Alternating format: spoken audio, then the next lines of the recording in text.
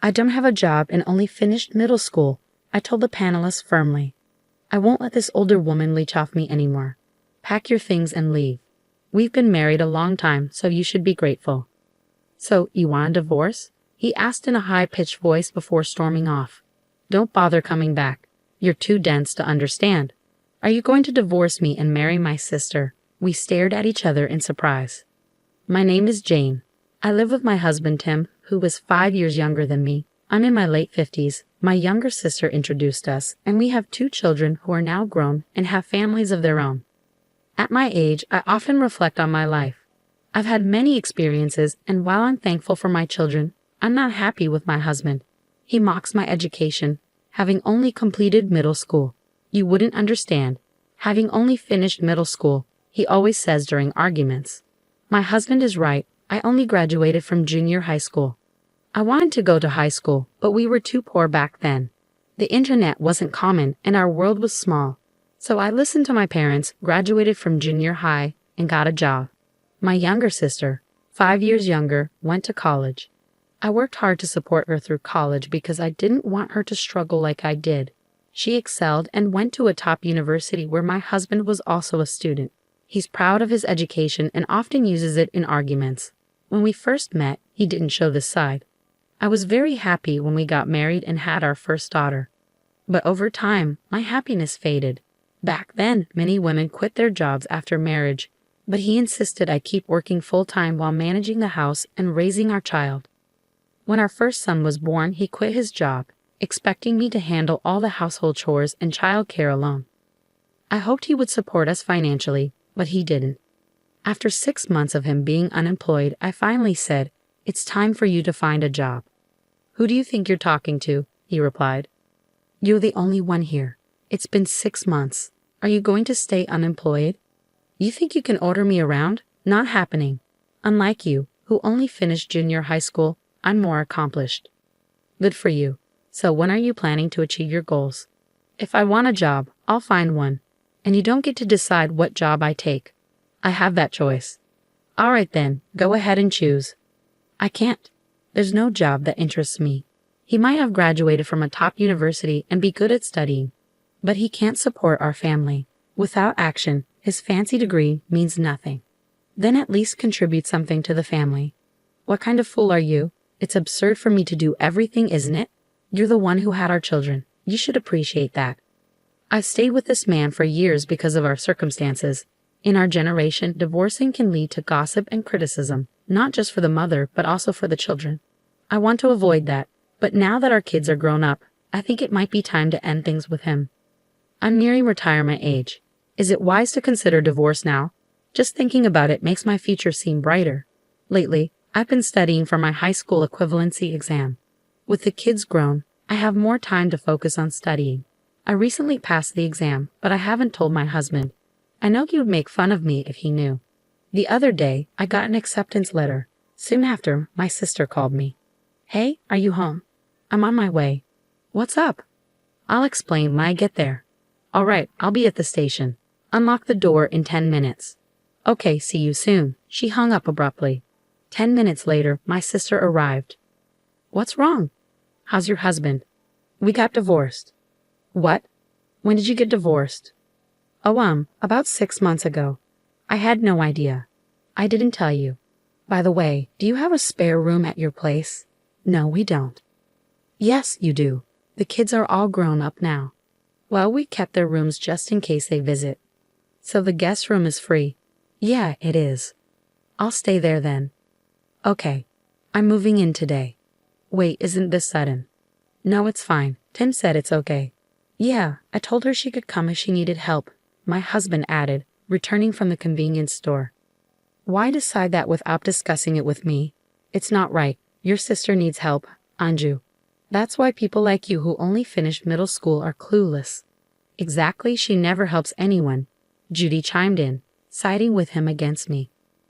I knew she had always been like this. Despite my frustration, I did my best for her because she's family, but bitterness lingered. Eventually, I moved in with Judy, and I was the sole breadwinner while Judy and Tim did nothing all day. If you're going to stay here, at least pitch in. Why isn't Tim helping out or working? Oh, Jen, you've been obsessed with money ever since middle school. Must have been tough. I was shocked. Soon after, I noticed Judy and Tim spending a lot of time together. Their behavior bothered me the most. They seemed like lovers, though I doubted they were oblivious to it. I had to uncover the truth. I hired a detective agency and, as expected, a week later, I learned they were having an affair. When I told my children, they supported my decision to divorce. Now, I have no regrets. I'm just waiting for the right time to file for divorce. While Tim and Judy were out, I started studying for my law degree. It all began when I worked as a janitor at a lawyer's office. One of the firm's employees shared how he passed the bar exam at age 69, which inspired me deeply. I admired the idea of someone in their 70s taking on new challenges. That's when I decided I wanted to do the same. Then the day of my retirement arrived. When I got home, Tim and Judy greeted me with peculiar smiles. "I need to talk to you," I said. "What is it?" "You retired today, right? That means you're unemployed. How will you support yourself? You don't have a job and only finished middle school. I'm done with this. I won't let an older woman depend on me anymore. Pack your things and leave. Be grateful we were married for so long." "So you want a divorce?" He left with a raised voice. "Don't bother coming back. You know what I mean. Should I spell it out for you? You're not smart enough to figure it out on your own. Are you planning to divorce me and marry Judy?" They exchanged surprised looks and burst into laughter again. "You already knew, so let's get this over with quickly. I don't need you anymore. If you really don't want to leave, I might consider it if you beg. There's no need for that." "I plan to divorce him when I retired, so this works out well," I said. "Then let's do it." I pulled out the divorce papers from my bag. They both froze, mouths hanging open. "Please sign them quickly. I'm leaving." "Why were you the one with the divorce papers?" "I decided to get a divorce, and now seemed like the right time," I explained as I changed into my clothes for the last time. "Hurry up, let's get this done." "It's good that Jen is leaving anyway," Tim remarked, signing the divorce papers under Judy's urging. "All right, that's it," I confirmed, checking his signature without hesitation. He didn't seem pleased with my straightforwardness. He's still insulting me, saying, "You're just a middle school graduate. You won't last long." I shrugged off his remarks. "Please, both of you," I said firmly, signaling for the kids to join us in the living room. "Here, hold on to this so he doesn't tear it up." "Okay, I got it." "You guys are unbelievable. You're the worst father ever. Graduating from some fancy university is a big deal for you, but it hasn't done anything for your life. You're content with your fancy degree while being unemployed your whole life. That's just silly, don't you think?" "What?" My daughter interrupted him. "You're a foolish, unemployed old jerk." "All right, kids, that's enough truth for now. You're both very direct. I have evidence of your affair.